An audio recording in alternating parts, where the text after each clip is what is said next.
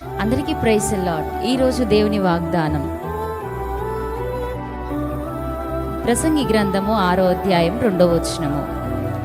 దేవుడు ఒకనికి ధనధాన్య సమృద్ధిని ఘనతను అనుగ్రహించును, అతడేమి కోరినను అది అతనికి తక్కువ కాకుండా ఉండును.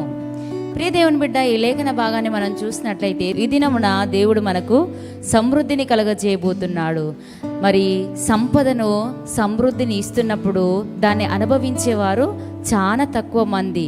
కానీ మన దేవుడైతే నువ్వు కోరుకున్నది నేను నీకు అనుగ్రహించబోతున్నాడని ఆయన లేఖనాల ద్వారా మాట్లాడుతున్నాడు. ఎప్పుడైతే ఆయనకి ఇష్టకరమైన జీవితాన్ని నువ్వు జీవిస్తావో, ఆయన చిత్త ప్రకారంగా నువ్వు నడుచుకుంటావో, దేవుడు నీ చిత్తమును నెరవేర్చడానికి సిద్ధంగా ఉన్నాడు. ఇటు వాగ్దానం మనందరి పట్ల దేవుడు నిశ్చయంగా నెరవేర్చునుగాక. ప్రార్థన.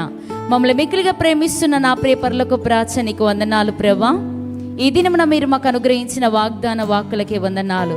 ధనధాన్య సమృద్ధిని, గౌరవమును, ఘనతను, విజయమును అనుగ్రహిస్తున్న వాగ్దానము చేసిన తండ్రి, నీకు వందనాలు ప్రభా.